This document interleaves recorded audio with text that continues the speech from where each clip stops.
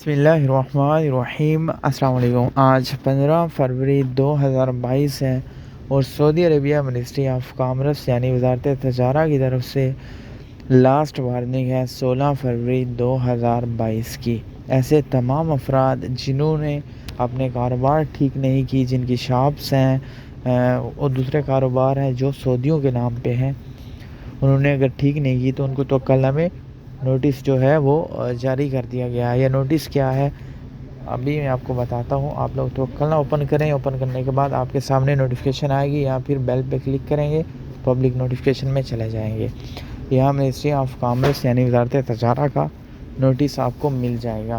یہاں انہوں نے لنک بھی دیا ہے، یہ صرف ان افراد کے لیے جنہوں نے کاروبار اپنے کھولے سعودیوں کے نام پہ۔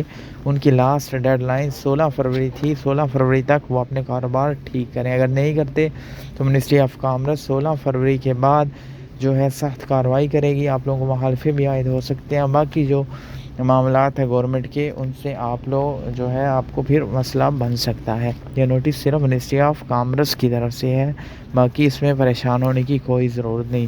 باقی جو بات ہے کہ 16 فروری کے بعد چیکنگ سخت ہوگی، سائے خاص یا عمل منزلی، تو ایسی کوئی بات نہیں۔ یہ منسٹری آف کامرس کے نوٹس ہے، ان کی ڈیڈ لائن ہے۔